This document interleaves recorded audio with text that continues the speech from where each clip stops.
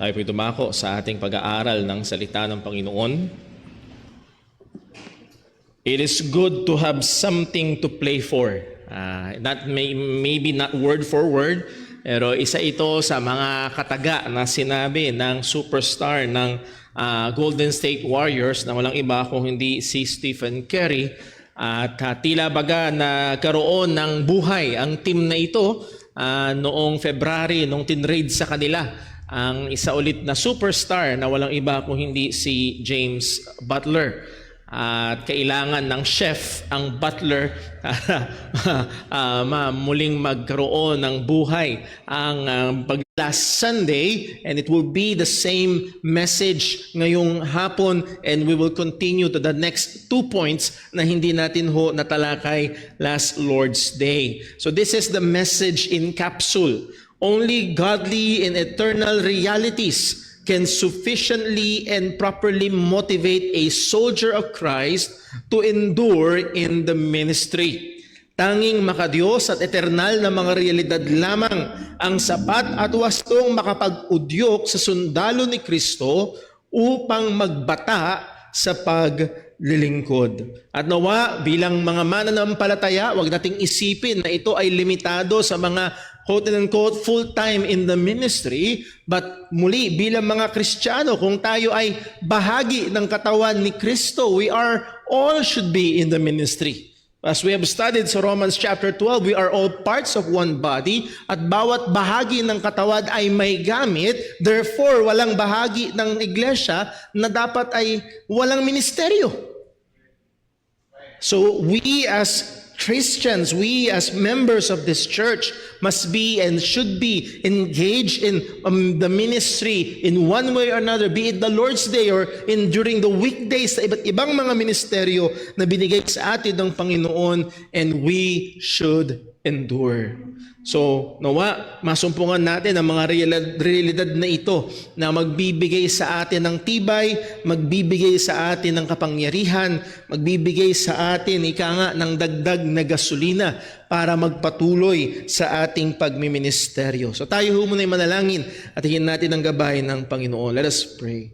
Panginoong Diyos, aming Ama sa langit, Lord, maliwanag ang iyong salita, ang aming kamay ay maiksi, ang aming lakas ay kakaunti. At tulungan mo kami na huwag tumiwala sa aming mga sarili. At kailangan namin ang iyong mga katotohanan, kailangan namin ang mga realidad sang-ayon sa iyong salita upang ito ang magpursige sa amin. Ito ang maging angkla namin, Panginoon, kapag binabagyo kami sa buhay pananampalataya, maging sa aming paglilingkod sa iyo. Kaya tulungan mo kami, O Diyos, tulungan mo po ako bilang mangangaral, tulungan mo po ang bawat mananampalataya naririto. Lord, buksan mo ang aming mga mata upang makita namin ang mga dakilang bagay mula sa iyong salita. At nawa, O Diyos, hindi lang kami maging tagapakinig, kundi, Panginoon, maging tagagawa kami at may apply sa buhay namin ang mga katotohanan na ito. O Diyos, samahan, ingatan, tulungan mo po kami ngayon. Dalangin namin ito sa pangalan ng aming Panginoong Jesucristo. Amen. Well, last Sunday, we have started to study about this subject particularly at natalakay na natin yung unang dalawa, which are the reality of the gospel and the reality of the power of God. So balikan natin mabilis yung unang dalawa, the reality of the gospel. What should motivate us to endure in the ministry and in the Christian life is the reality of the gospel. Dahil totoo ang ebanghelyo ng ating Panginoong Jesucristo. And Paul told Timothy sa verse 8, remember that Jesus Christ of the seed of David was raised from the dead according to my gospel. Timothy, remember. Timothy, alalahanin mo ito. Timothy, i-focus mo ang iyong sarili sa katotohanan na ito na si Jesus Christ, Jesus of Nazareth, the Messiah of the seed of David, tunay na nagkatawang tao, was raised from the dead. Tunay siyang binuhay mula sa mga patay. Totoo siyang namatay para sa ating mga kasalanan. Totoo din na may realidad ang kanyang muling pagkabuhay. I-focus mo ang iyong sarili dito, Timoteo. I-focus mo at alalahanin mo ang katotohanan na ito. At kung dahil ito ay totoo, ang sabi nga ni Pablo sa 1 Corinthians 15 verse 13, but if there be no resurrection of the dead, then is Christ not risen? Kung walang pagkabuhay ng mga patay, hindi nabuhay muli si Kristo. At kung hindi nabuhay muli si Kristo, verse 14, if Christ be not risen, then our preaching vain and your faith is vain also. We should not endure in the ministry. In fact, we should not be in the ministry kung hindi siya tunay na nabuhay muli. Pero dahil tunay na nabuhay muli ang ating Panginoong Kristo, we should endure in the ministry. At ang sabi ni Apostol Pablo, Timothy, tignan mo ito. Alalahanin mo ito, and let this be a force that will push you to endure in the ministry. Ang sabi nga ni Apostol Pablo kay Timothy sa verse 9, wherein I suffer trouble as an evildoer, even unto bonds. Timothy, kahit ako mismo, binigay ni Pablo na example yung kanyang sarili. Because of the gospel, dahil sa ebanghelyo, dahil kay Jesus, dahil sa katotohanan na pinapangaral natin, na siya'y nabuhay muli, I am suffering trouble. But the implication here is kahit siya'y nagdudusa ng mga kabagabagan at mga kahirapan, ay nagpapatuloy si Apostol Pablo sa kanyang paglilingkod, pananampalataya at ministeryo. Again, gusto ko makita ho natin dito at ma-appreciate yung great practicality ng doctrine of the resurrection. Hindi lang ito isang doktrina na pwede at dapat nating ipakipaglaban or kung kailangan ay i-debate laban sa mga sumisira laban dito o hindi naniniwala dito. But the great practical application of the truth of the resurrection ay magtutulak sa atin upang magpatuloy sa pananampalataya at magpatuloy sa paglilingkod. Ano man ang maaaring dahilan na tayo ay magkaroon ng discouragement or anumang troubles at mga sufferings ang pwedeng daanan natin dahil sa pananampalataya, and maaaring there will be times that we will be tempted to give up, to let go, or to stop. Isa sa mga dapat nating alalahanin at magiging napaka-inam na gamot para sa atin ay alalahanin na tunay na nabuhay muli ang ating Panginoong Hesukristo. So what a great practical truth the doctrine of the resurrection is. Hindi lamang po yun. Number 2, na pag-aralan natin last Sunday, the reality of the power of God. Going back to verse number 9, doon sa bandang dulo, sinabi ni Apostol Pablo, wherein I suffer trouble as an evildoer, even unto bonds. Ako'y nagsasuffer dahil sa ebanghelyo. Ako'y tinatrato bilang manggagawa ng masama as if I am a criminal. Kung ano-ano ang pinaparatang. Ako ay natalikalaan, nakulong literally si Apostol Pablo. Pero napakaganda ng sinabi niya, but the word of God is not bound. Ang salita ng Diyos ay hindi natatalikalaan. Ang salita ng Diyos ay hindi napipigilan. So here's the second reality that should motivate us to endure in the ministry or in the life of the believer. The reality of the power of the word of God. Ang realidad ng kapangyarihan ng salita ng Diyos. As we have said last time, maaaring talian ng mangangaral pero hindi maitatali ang salitang ipinapangaral. As God Himself said sa Isaiah 55 verse 11, so shall my word be that goeth forth out of my mouth. It shall not return unto me void, but it shall accomplish that which I please. And it shall prosper in the thing whereto I send it. Hindi mo walang kabuluhan ang salita ng Diyos kapag ito ay ipinadala ng Panginoon at ma-accomplish ito ang kanyang layunin. That's why, as Paul motivated or gave the charge to Timothy sa 2 Timothy 4 verse 2, sa kabila ng matinding problema sa labas ng church sa chapter 3 at grabing hamon sa loob ng church sa chapter 4, sa pagitan nito, ang marching order pa rin ni Apostol Pablo kay Timothy is to preach the word. Preach the word. Hindi look for 7 methods. Hindi look for 10 secrets. Hindi look for 12 steps of success in the ministry. No, Timothy, preach the word. Andun pa rin ang tiwala sa kapangyarihan ng salita ng Diyos. At ang kapangyarihan ay wala sa mangangaral. Huwag nating isipin muli, as we have said last time, na akala nung iba ang kapangyarihan ng pangangaral ay nasa boses ng mangangaral. Nasa pagiging quote-unquote dynamic ng mangangaral. According to history, ang isa sa pinakadakilang ginamit na pangangaral ng salita ng Diyos ay ang preaching ni Jonathan Edwards, Sinners in the Hands of an Angry God. At sangayon sa tala, he almost just read the sermon. Andun yung fear ni Jonathan Edwards na natatakot siya na baka mamaya ay parang makontaminate niya ng kanyang emotion ng salita ng Diyos, na hindi na yung salita ng Diyos ang kumikilos sa mga. So he almost read the sermon. At ang sabi sa mga testimonies ay may mga tao sa congregation na kumakapit sa upuan, kumakapit sa mga poste na akala nila hinahatak na sila pailalim sa impyerno.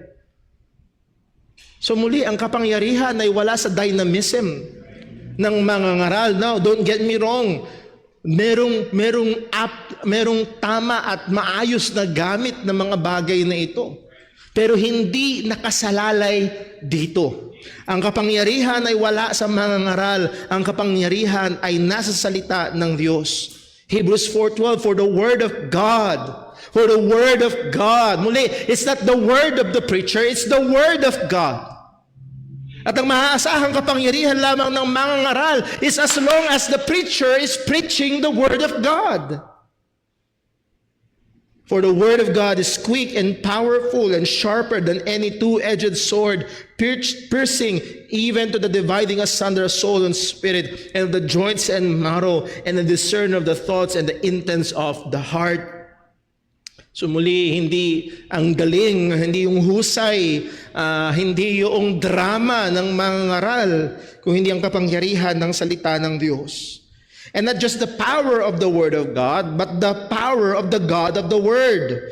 Ang kapangyarihan ng Diyos ng salita na who attends the preaching of the Word. As Paul said sa 2 Thessalonians 2 verse number 14, whereunto He, God, called you by our gospel. So ang Diyos ay kumikilos sa pamamagitan ng pangangaral ng kanyang salita. At kapag ang kanyang salita ay naipapangaral ng matapat, ay nandoon at maaaring kumilos ang Panginoon upang tawagin ang mga tupa. At ang sabi ni Kristo, my sheep hear my voice. Again, what a challenge. Naalala ko sa isang conference na aking dulahan. What a challenge sa mga mangangaral that when the preacher preaches faithfully, it is the voice of Christ calling His sheep. Kaya marapat na maging tapat at maging masipag sa pag-aaral at pangangaral ang mga mangangaral ng salita ng Diyos. So bakit tayo magpapatuloy sa ministeryo? Bakit tayo magpapatuloy sa ministeryo ng salita ng Diyos? Sapagkat makapangyarihan ang salita ng Diyos at ang Diyos ng salita because of the reality of the power of the Word. So that's what we have studied last Lord's Day. Ngayon naman tingnan natin ang point number 3. The reality of God's electing grace. Isa sa mga dakilang motibasyon ni Apostol Pablo ay ang realidad ng mabiyayang paghirang ng Diyos. And again, just like the doctrine of the resurrection, na maaaring sa iba ay parang taas-taas na doktrina, at ito rin ang tinatawag ng iba na malalim at matigas na doktrina, karne na doktrina ng salita ng Diyos, ang doktrina ng paghirang ng Panginoon. Pero napaka-practical, napaka-kailangan, lalo na ng mga nasa ministeryo. Ang sabi ni Apostol Pablo sa verse 10, therefore, I endure all things. Bakit? Why does Paul endure all things? Ang sabi niya, for the elect's sake. Nag-endure siya ng lahat ng bagay at tunay maraming in-endure si Apostol Pablo. Again, just to read and for us to be reminded, ang sabi niya, sinaysay niya ito sa 2 Corinthians chapter 11, verse 23. Ang sabi niya, "Are they ministers of Christ? I speak as a fool. I am more in labors more abundant." By the way, kaya ito sinabi ni Pablo, sapagkat merong mga nagmamalaki doon sa Korinto na sinasabi lang, "Wag kayo kay Paul makinig, sa amin kayo makinig. Mas okay kami. Mas dakila kami kaysa kay Apostol Pablo." Kaya kumbaga nilalaro ni Apostol Pablo sa kanilang sariling laro itong mga taong ito. Hindi siya nagmamalaki lang, kung hindi ipinapahiya niya sa kanilang sariling laro itong mga quote-unquote super apostles na ito. Are they ministers of Christ? I speak as a fool. I am more. In labors more abundant, in stripes above measure, in prison more frequent, in deaths oft. Of the Jews 5 times received I 40 stripes, save one. Thrice was I beaten with rods. Once was I stoned. Thrice I suffered shipwreck. A night and a day I have been in the deep, in journeying offs, in perils of water, in perils of robbers, in perils of mine own countrymen, in perils by the heathen, in perils in the city, in perils in the wilderness, in perils in the sea, in perils among false brethren, in weariness and painfulness, in watchings often, in hunger and thirst, in fasting often, in cold and nakedness. Again, mga kapatid, ang tindi ng mga in-endure ng lingkod ng Diyos na ito. At ang sabi niya sa verse 28, "Beside those things that are without," ito yung mga nasa labas, "that which cometh upon me daily, the care of all the churches." Yung care, yung mga problema, yung mga alalahanin patungkol sa mga iglesia, yung mga problema sa loob ng mga churches. Ito'y mga bagay na ini-endure ni Apostol Pablo. Pero ang sabi niya, "Therefore I endure all things." Why? For the elect's sake.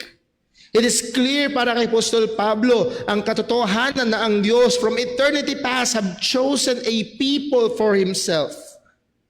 Ang doktrina ng soberanong paghirang ng Diyos or the doctrine of God's unconditional election is a great debate para sa maraming mga tao sa panahon natin. Ngunit ito ay malinaw sa salita ng Diyos. Wala tayong time para itakel ang lahat patungkol dito. Pero just to say na ang doctrine of election is inescapable if you believe the Bible. Whether Arminian ka man or Calvinist ka man, ito ay nasa salita ng Panginoon. So ang isang tao ay maniniwala sa doctrine of election. Nevertheless, merong dalawang pangunahing usapin tungkol dito. Ito ba ay base sa merito ng tao o base sa biyaya ng Panginoon? We maintain na ang pagpili ng Diyos ay hindi base sa merito ng tao, kundi ito'y nakabase sa biyaya ng Diyos. Merong katotohanan ng pagpili ng Panginoon. Ephesians chapter 1 verse 4, ang sabi ni Pablo, "According as He had chosen us in Him before the foundation of the world." Pinili niya na tayo bago pa ang pagtatatag niya ng sanlibutan. Ang sabi naman ni Pedro sa 1 Peter chapter 1 verse 1, "Peter, an apostle of Jesus Christ, to the strangers scattered throughout Pontus, Galatia, Cappadocia, Asia, and Bithynia, elect according to the foreknowledge of God the Father." What a comfort! Again, ang sinusulatan ni Pedro dito ay mga persecuted Christians at ang sabi niya, to the strangers scattered. Ito yung mga Kristiyano, particularly mga Hudyong Kristiyano na nagkalat sa iba't ibang mga lugar. They are now strangers, not by choice. Hindi sila pumunta sa lugar na yon para mag-tour at subukang mabuhay doon. No, they were forced to go to different places because of persecution. Pero kahit sila ay isinusuka ng lipunan at hinahabol ng persecution, sabi ni Pedro, "You are elect." Pinili kayo ng Diyos. According to the foreknowledge of God. Si John, ang sabi niya sa 2 John 1:1, 2 John 1:1, may kausap si John na elder lady sa church, ang hindi elder na pastor, kundi matandang babae sa loob ng church. Ang sabi niya sa 2 John 1:1, the elder unto the elect lady. Yung elder pala ay si John, at yung kausap niya ay tinawag niyang elect lady. Elect lady and her children whom I love in the truth, and not I only, but also all they that have known the truth. So siya ay isang babaeng pinili. So muli, it's all throughout the Bible, ang paghirang ng Panginoon. Pero yes, sasabihin ng iba, naniniwala ako dyan, pero hinirang dahil may dahilan. At karaniwan ay hinirang dahil nakita ng Diyos. May nakita ang Diyos. Nakita ng Diyos na pipiliin mo siya, kaya pinili kanya. At madalas ito'y pinapako nila sa simple word na foreknowledge. Naalala ko ako'y nasa Bible school at na-encounter ko ito at nagtanong ako sa isang kaibigang pastor noon. Tanong ko siya, paano ito? Ang sabi ng Bible, may election. Ang reply niya lang sa akin, foreknowledge lang yan, Brad. Foreknowledge lang yan, Brad. Ibig sabihin, God knew that you will believe, therefore He chose you. Pero ito ay malinaw na hindi ayon sa sinasabi ng salita ng Diyos. Kabagat malinaw sa salita ng Diyos na ang paghirang ng Panginoon ay isang ayon sa biyaya ng Diyos. At kung ito'y biyaya ng Panginoon, that means it's unmerited. Ang reason ay wala sa tao. Ang reason ay masusumpungan ay nasa Diyos lamang. Sabi sa Romans chapter 11 verse 5, even so then, at this present time also there is a remnant according to what? To the election of grace. Biyaya ito. And if by grace, then it is no more works. Otherwise, grace is no more grace. But if it be of works, then it is no more grace. Otherwise, work is no more work. I can still remember often quoting. Naririnig ko ang mga Armenians na nagko-quote ng Romans 11:6, but now I'm amazed na hindi nila kino-quote ang verse 5. Nevertheless, malinaw na ito ay biyaya, base sa biyaya ng Diyos. And we have studied this. Romans 9 verse 11, binigyan ng halimbawa ni Apostol Pablo si Esau and si Jacob for the children being not yet born, neither having done any good or evil. That the purpose of God according to what? To election might stand. Not of works, but of Him that calleth. Kanino nakabase? Nakabase sa Kanya na tumatawag, hindi nakabase sa tao. So muli, malinaw sa salita ng Diyos that it is by grace. So here again, muli, hindi ito time para magkaroon tayo ng full-blown lesson about election, but for us just to be reminded of the graciousness ng pagpili ng Panginoon. So the point is this, God has chosen particular individuals and has given them to His Son and made sure that they are and will be ultimately saved. Ibinigay, may mga pinili, may mga hinirang ang Ama na ibinigay niya sa anak. At ang sabi ni Kristo sa John 6:37, all that the Father giveth me shall come to me. It is sure, tiyak na lalapit sa Kanya ang lahat ng ibinigay sa Kanya ng Ama. Tiyak na madidinggin ng mga tupa ni Kristo ang tinig ni Kristo. At walang mawawala sa kanila kahit isa.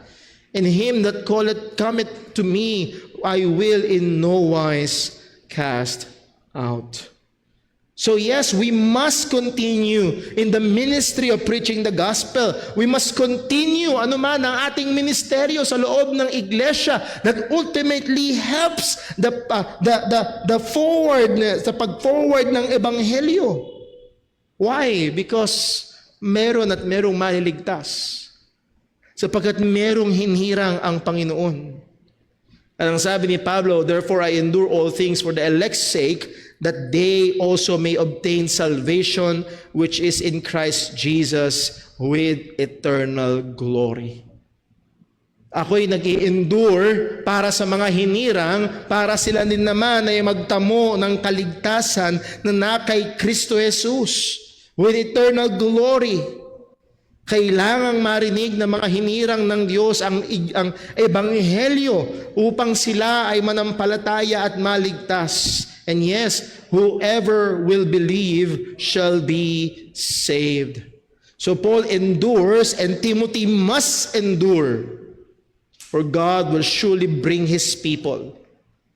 Christ will surely bring His sheep. Ang sabi ni Kristo, other sheep I have which is not of this fold, them also must I bring.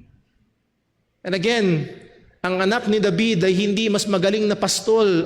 Ang anak ni si Haring David ay hindi mas magaling na pastol sa anak ni David. You remember si King David, he is a very good shepherd. Dumating ang oso, dumating ang asong, dumating ang leon, pero hindi niya hinayaan ng mga ito na kumuha ng tupa. Pero ang anak ni David, walang iba kundi ang ating Panginoong Kristo, ang Mesiyas. He is the greatest shepherd. Wala siyang tupa na mawawala. Naalala ko yung tanong sa isang question and answer na kung saan tinanong ang panel na kung saan kung ang Diyos ay pumili na ng mga maliligtas, bakit pa kailangan ng mag-soul winning o mag-evangelize? Ang sabi ni Bodhi Bacam, guaranteed success. Sigurado ang success ng gospel ministry hindi dahil magaling ang mga techniques natin, hindi dahil mahusay ang mga mangangaral natin, hindi dahil magaganda ang mga building at programa natin, kundi dahil ang Diyos ay may mga hinirang at tiyak silang ililigtas ng Panginoon. And what a consolation, what an encouragement. Kung tayo man sa biyaya ng Panginoon ay nagpapatuloy, continually witnessing, continually sharing the gospel, maaaring natitempt tayo na huminto, tumigil, na parang walang nananampalataya, parang walang nagiging resulta. Let us be encouraged, brethren, sa sinabi ng salita ng Diyos. Sa sinabi ni Apostol Pablo, that I endure all things for the elect's sake. Tandaan natin na ang Diyos ay merong hinirang. So what a great practical application ng doctrine ng election. Again, hindi lang ito basta doktrina na kailangan nating malaman para maipakita at mapakitang mali sila, tayo ay tama. No, that is not the point. Pero napakaganda at practical na aplikasyon nito ay napakaganda nitong encouragement sa mga ministers at sa mga, lalo na sa mga nangangaral ng Ebanghelyo. Again, let me encourage ang mga Sunday school teachers. Keep on teaching. Sa mga preachers, keep on preaching. Sa mga magulang, just tell them the Word of God. Ang sabi ng salita ng Diyos ni Pablo kay Timothy, and that from a child has known the Scripture, which was able to make thee wise unto salvation. What an encouragement para sa ating bilang mga magulang. Kung hindi pa ligtas ang ating mga, just tell them about Christ. Pwede at maaaring kumilos ang Diyos sa kanilang ikaliligtas. So number 3, the reality of God's electing grace. Now, dako tayo sa number 4, na pwede itong number 4 na hatiin din sa 4. The reality of eternal consequences. Ano ang maaaring mag-motivate sa atin to endure in the ministry, to endure particularly dito, not just in the ministry, but also in the Christian life. In our profession of being believers of the gospel. Well, there are eternal consequences. May mga walang hanggan na epekto. Verse 11 hanggang verse 13, basahin po natin. Ang sabi ni Pablo, it is a faithful saying. For if we be dead with Him, we shall also live with Him. If we suffer, we shall also reign with Him. If we deny Him, He also will deny us. If we believe not, yet He abideth faithful, He cannot, deny Himself. So first of all, ang sabi ni Apostol Pablo, it is a true saying. Now, 5 times ginamit ni Apostol Pablo ito sa pastoral epistles. It is a true saying. It is indicative na ang mga salita na ito ay una, hindi bago, pero ang mga salitang ito ay mga katotohanan These are already sayings in the church. Ito ay mga katagana na naririnig sa mga mananampalataya, naririnig sa iglesia ng Panginoon, at ito ay totoo. It is a true saying. Or another way of saying this saying is true. Ang kasabihan na ito ay totoo, at inulit ni Apostol Pablo particularly ang apat na kasabihan. Now, this is presented in a typical Hebrew poetic parallelism. Isa sa mga mapapansin natin, for example, sa Book of Proverbs ay yung couplets ng positive, negative, positive, negative. Ang wise ay ganito, ang fools ay ganito. Ang good ay ganito, ang bad ay ganito. At dito rin, merong positive, negative couplets na merong dalawang lines of good and then dalawang lines of bad. So una, dalawang lines of good. If we be dead with Him, we shall also live with Him. That's the first line ng positive. Second line ng positive, if we suffer, we shall also reign with Him. Now, two lines of negative. If we deny Him, He also will deny us. If we believe not, yet He abideth faithful, He cannot deny Himself. And for so long a time, ay na-misunderstand ko yung verse number 13. Na ang ano pala niyan ay hindi possible. Kahit hindi tayo faithful, faithful pa rin si God sa atin. That is not the message. So tingnan ho natin. If it is a faithful saying, for if we be dead with Him, we shall also live with Him. Sa ESV ang translation, for if we have died with Him, we also shall live with Him. Ito ay nagpapatungkol sa union ng mga mananampalataya kay Kristo. Our union with Christ in His death and resurrection. Isa sa mga lugar na kung saan ito ay maramihan o malaliman na diniscuss ni Apostol Pablo ay sa Romans chapter 6. Ang sabi niya sa Romans chapter 6 verse 3, know ye not that so many of us as were baptized into Jesus Christ were baptized into His death. That means we are immersed into the death of Christ. We are joined to Christ by faith in the gospel. Kung tayo ay mananampalataya ni Kristo, tayo ay kasama sa Kanyang kamatayan at kasama rin sa Kanyang muling pagkabuhay.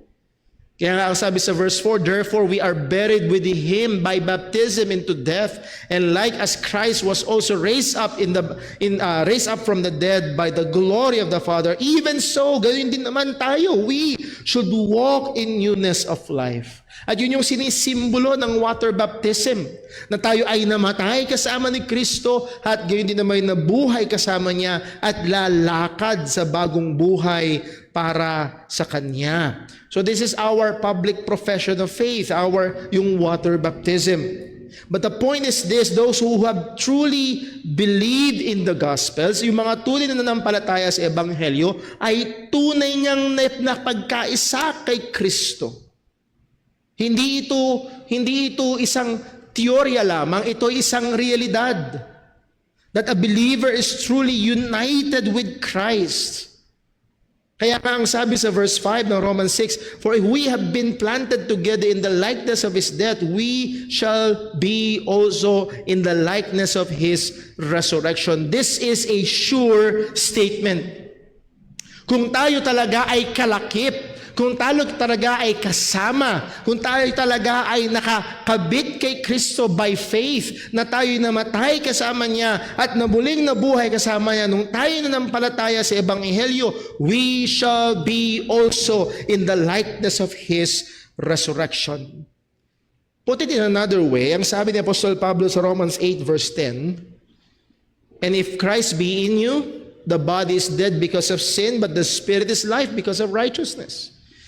But if the Spirit of Him that raised up Christ from the dead dwell in you, He that raised up Christ from the dead shall also quicken your mortal bodies by His Spirit that dwelleth in you. Sigurado ang muling pagkabuhay. Sigurado ang resurrection hope sa isang tunay na mananampalataya ni Kristo, sa tunay na nakipag-isa kay Kristo by faith in the gospel.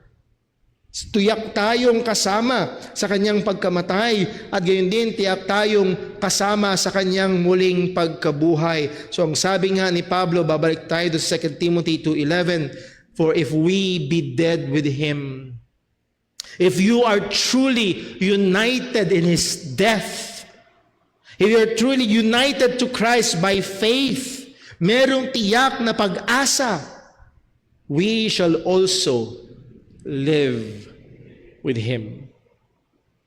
Tiyak ang resurrection hope. Tiyak ang pag-asa ng muling pagkabuhay na meron ng mga tunay na kay Kristo. This is a faithful saying.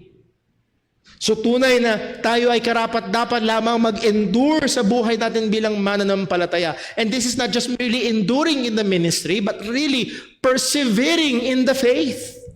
Kinakailangan at dapat lang tayo magpatuloy sa pananampalataya bilang mga mananampalataya ni Kristo. Why? Because the hope that we have in Him is sure. If we be dead with Him, we shall also live with Him. This is a given certainty. Ito'y katotohanan na ibinigay. Ito ay katiyakan na ibinigay sa atin. But hindi lamang yun. Ang sabi sa verse 12, if we suffer, we shall also reign with Him. This is the second positive. So ang unang positive, if we be dead with Him, we shall also live with Him. Ang second positive ito, if we suffer, we shall also reign with Him. Again, ang point ni Apostol Pablo ay magbigay encouragement kay Timothy at sa mga mananampalataya at maaaring dadaan sa matinding pagdurusa itong mananampalataya na ito, itong batang mangangaral na ito na si Timothy. At ang sinasabi ni Pablo, Timothy, ako'y nagsasuffer because of the gospel. I'm in bonds because of the gospel. But guess what, Timothy? If we suffer, and again, ang implication na, if we suffer for the gospel, if we suffer for Christ's name, narito ang pag-asa at katiyakan na meron tayo, we shall also reign with Him. That word suffer, meaning sa Greek word na hupomoneo, na ibig sabihin is to persevere, to abide, to endure. Ibig sabihin, if we endure and we suffer for Christ, again, ito ay nagpapakita na napakamali talaga ng prosperity gospel. Yea, ang sabi ni Apostol Pablo sa 2 Timothy 3:12, all that will live godly in Christ Jesus shall suffer persecution. And believers who persevere through suffering because of their faith, ang sabi ni Pablo, we shall also reign with Him. Meron tayong pag-asa na tiyak na pagdating sa paghahari ng ating Panginoong Hesukristo ay maghahari din naman tayong kasama niya. That where He is, there we will be also. Ang mga mananampalataya na nagpe-persevere sa kanilang pananampalataya, even through suffering, because of their faith, will reign with Christ. That is, ang ibig sabihin, we will be in the presence of Christ. We'll be in the presence of His ruling. Sa kanyang kaharian na handun tayo.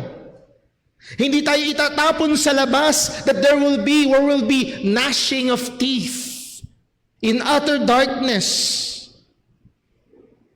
We will not be thrown away to the lake of fire. If we suffer, we shall also reign with Him. As we have studied for some time ago, we believe in the perseverance of the saints. Ang tunay na mga mananampalataya ay magpapatuloy. At nagpapatuloy ang mga tunay na mananampalataya because of the preservation of the grace of God. Dahil iniingatan ng biyaya ng Panginoon. So isa sa mga patunay ng totoong kaligtasan, isa sa mga ebidensya ng patiging tunay na ligtas ay ang pagpe-persevere sa pananampalataya. Sabi mismo ni Apostol Pablo sa Colossians chapter 1 verse 21. Colossians 1:21 ang sabi, and you that were sometime alienated and enemies in your mind by wicked works, yet now hath He reconciled. Dati kayo ay mga kaaway ng Diyos, hindi mananampalataya, ngayon pinapagkasundo na kayo. How? Verse 22, in the body of His flesh through death. And again, that is through the gospel. to present you holy and unblameable and irreproachable in His sight. Oh, what a wonder ang verse 22. We know how, alam natin kung gaano tayo kadumi. But again, in Christ, you will be presented, ang sabi, in the body of His flesh through death to present you holy and unblameable and unreprovable in His sight. Not because of our own efforts, not because of our own merits, but because of Christ. Now, these are all true. You will be presented holy, unblameable, and reprovable in the sight of God. You are really reconciled to God. Verse 23, if ye continue in the faith. Muli, hindi ito prerequisite, ito ay evidence. Yung word na if ay nagsasabing ito ang ebidensya that you are really reconciled to Christ. Ito ang ebidensya that one day you will be presented holy, unblameable, and unreprovable in the sight of God. Ito yung ebidensya. If ye continue in the faith, grounded and settled. Muli, hindi ito kondisyon para tayo maligtas. Ito ay indikasyon na tayo nga ay tunay na kay Kristo. So muli, ang tunay na mananampalataya ay nagpe-persevere, will continue in the faith, grounded and settled, and be not moved away from the hope of the gospel, which ye have heard, and which was preached to every creature which is under heaven, whereof I, Paul, am made a minister. You will not be moved away from the hope of the gospel. You will not turn away. You will not apostatize from the gospel. So muli, isa sa mga patunay ng isang Kristiyano ay totoo, ay siya ay nagpapatuloy, siya ay nagpe-persevere sa pananampalataya. So those are the two positives. Ano yun? If we be dead with Him, naintindi ng pag-asa na meron kay Kristo, we shall also live with Him. If we suffer, kung ikaw ay magpapatuloy at kahit sa kabila ng pag-uusig at mga kahirapan, if you suffer for His sake, we shall also reign with Him. Two positives. Ngayon naman is two negatives. Verse 12, second part, if we suffer, we shall also reign with Him. If we deny Him, He also will deny us. Ito ay napaka-sober na warning sa mga merely professing believers, ngunit hindi tunay na mga mananampalataya. Marami sa mga nagpapakilalang Kristiyano ngayon ay mga hindi tunay na Kristiyano. At nahandun lamang sa quote-unquote Christianity because of the benefits na gusto nilang makuha. Marami sa mga unang mananampalataya ang pinili ang kamatayan kaysa i-deny si Kristo. Again, hindi para maligtas, hindi para ma-maintain ang kanilang salvation, but again, it is an evidence of their salvation. They persevered. Naalala niyo ho, binasa natin minsan sa Revelation, the church at Pergamum, if I remember correctly, ang admonishment sa kanila ni Kristo, be thou faithful unto death. Now, may nagtanong sa akin, Brother Paul, paano yung pag-deny ni Pedro kay Kristo? Now, isang malaking at makikita natin patungkol kay Pedro ay pagkatapos niyang i-deny ang ating Panginoong Hesukristo ay nahandun yung kanyang pagsisisi. He wept bitterly after that. Unlike Judas, si Peter ay nagrepent and was restored by Christ. Si Judas ay ibinalik niya yung pera at nagpakamatay, pero si Pedro ay nagbumalik at nagsisi at naglingkod patuloy sa ating Panginoong Hesukristo. And before all that, ang sabi ni Jesus kay Pedro sa Luke 22 verse 31, and the Lord said to Simon, and the Lord said, Simon, Simon, Behold, Satan hath desired to have you, that he may sift you as wheat, but I have prayed for thee, that thy faith fail not, and when thou art converted, strengthen thy brethren. Ito ay personally at particularly sinabi ng ating Panginoong Yesus kay Pedro. And later on, alam natin, ano nangyari kay Pedro? He died a martyr's death. Sinabi mismo ng ating Panginoong Kristo, Pedro, nung bata ka ay nagbibihis ka at nagpupunta ka kung saan mo gusto, pero maniwala ka, darating yung time, bubuhatin ka nila patungo sa lugar na hindi mo gusto. At ang sabi ng Panginoong Jesus, nagsasalita siya kung paano mamamatay si Pedro. He died for the name of Christ. He suffered a martyr's death. Ang sangayon sa tradition, he was crucified. At nag-request siya na wag siyang ipako kagaya ng kanyang Panginoon. That's why they put him upside down. Again, ang punto ay ito, he persevered. Ang sabi ni Kristo sa Matthew 10:33, but whosoever shall deny me before men, him will I also deny before my Father which is in heaven. That's clear. So nandun yung warning. Again, ang admonition na ito ni Apostol Pablo kay Timothy, Timothy, endure. Endure in the ministry. And not just endure in the ministry, endure in the faith. Why? Why you should endure, Timothy? Because if we deny Him, if you deny Him, He will also deny you. And again, hindi mawawala ang kaligtasan, kundi makikita lamang na hindi tunay yung pananampalataya. Now, the second negative is this, verse number 13. If we believe not.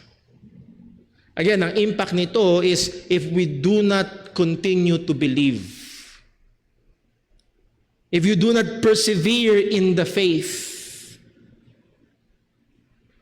At ang sinabi ni Apostol Pablo, yet he abideth faithful. At muli, sabi ko nga sa inyo, nung ako ay unang nagbabasa ng Biblia, wow, ang tindi ng blessing. Kahit hindi tayo nanampalataya, faithful pa rin si Lord sa atin. Amen. Ang tindi talaga ng pagiging faithful ni Lord. That is not the point here. Again, ang Diyos ay tapat. Yun ang point. Ang Diyos ay tapat. Ang Diyos ay tapat kung ikaw ay mananampalataya at nagpatuloy ka sa pananampalataya. If you what? If you died with Him, you will also be raised with Him. God is faithful. If you suffer for Him, you will also what? Reign with Him. God is faithful. At the same time, God is also faithful. If you deny Him, He will also deny you. God is faithful. Hindi po pwedeng hindi. And if we believe not, kung tayo hindi mananampalataya, kung tayo tatalikod sa Ebanghelyo, guess what? Tapat ang Diyos. Ano ang mangyayari?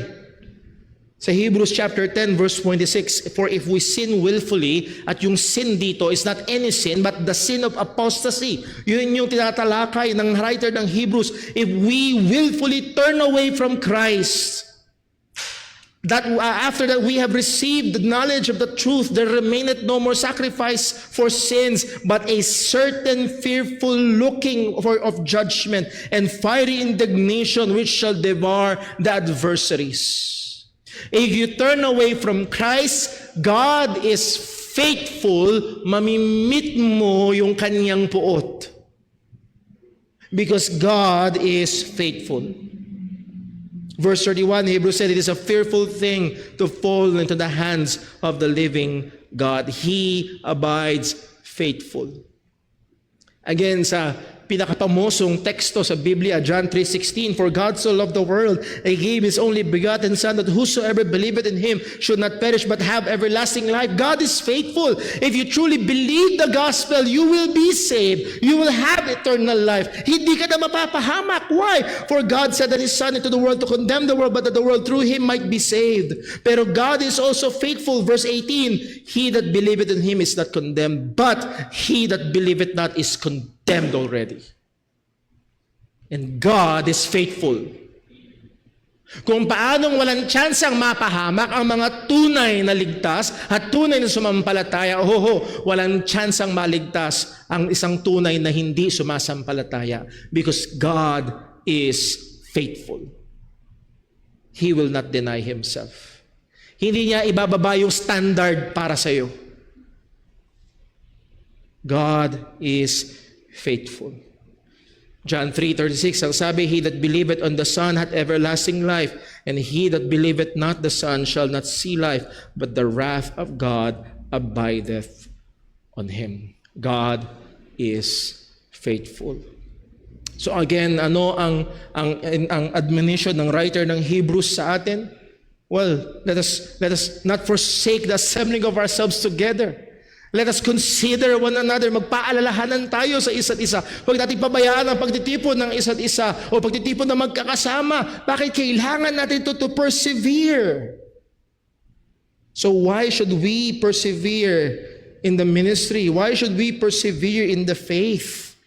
Well, because of eternal consequences.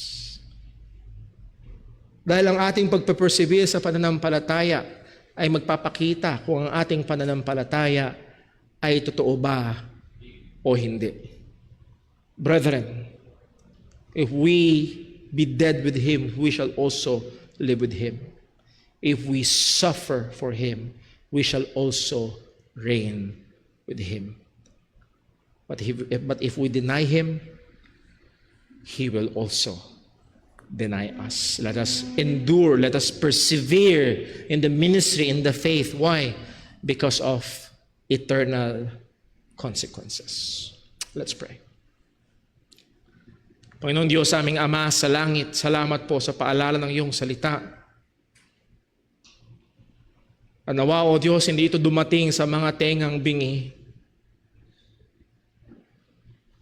At alam namin, O Diyos, na liban na ikaw ang magbukas ng tainga, liban na ikaw ang magbukas ng mga mata, ang mga bagay na ito ay lalagpas lamang. Lord, kung merong naririto na hindi patunay na mananampalataya ni Kristo, o maaaring merong naririto na nakikipaglaro pa rin at akala niya ay pwedeng madaya, na pwede siya magpanggap na Kristiyano, pero Lord, kita mo, kilala mo ang iyong mga tupa, at hindi ka madadaya ng sinuman. O Diyos, ipaalala mo sa kanya, Panginoon, na merong mga eternal consequences. Lalabas at lalabas, makikita at makikita. Mabubunyag, Panginoon, tunay ang mga hindi totoo ang pananampalataya. At sa amin, O Diyos, sa mga mananampalataya, Lord, patuloy mo kaming kahabagan. Patuloy mo kaming tulungan na magpatuloy sa pananampalataya sa kabila ng mga hamon. Sa kabila ng mga kahirapan, paalala mo sa amin, O Diyos, na ang Ebanghelyo ay totoo, na ang muling pagkabuhay ni Kristo ay totoo. Paalala mo sa amin na ang salita mo ay makapangyarihan. At yun din, Panginoon, ay paalala mo sa amin ang mga dakilang katotohanan na ikaw ay humirang. At yun din, ang tiyak na pag-asa na meron ang mga mananampalataya mo. At muli, O Diyos, tulungan mo kami na hindi lang ito maging mga kaalaman. But Lord, help us to meditate on these things upang ito magbigay lalo ng tapang sa amin, magbigay lalo ng tibay sa amin upang tumakbong patuloy, upang humarap patuloy at manatili sa pananampalataya sa kabila ng mga hamon na kaakibat nito. O Diyos, lalo na ang iyong mga manggagawa, kahabagan mo, hindi lamang sa iglesyang ito, kundi maging sa mga ibang lugar na nandoon ang mga mangangaral ng Ebanghelyo. Lalo na, O Diyos, sa mga lugar na nahado ng pag-uusig dahil sa Ebanghelyo. O Diyos, ipaalala mong iyong mga katotohanan. Hawakan mo ang iyong mga mangangaral, ang iyong mga mananampalataya. At sa biyaya mo, Panginoon, magpatuloy, oo, agaya ng sinabi mo sa iyong iglesia sa Revelation chapter 2, that we will be found faithful unto death. Ingatan, tulungan, samahan mo kami, O Diyos, na huwag manatili, O Diyos, na ang mga bagay na ito ay kaalaman lamang. Magdulot ito ng kabanalan sa aming mga buhay. Dalangin namin ito sa ngalan ng aming Panginoong Hesus Kristo. Amen. Stay po tayong lahat at tayo po ay umawit ng ating closing song.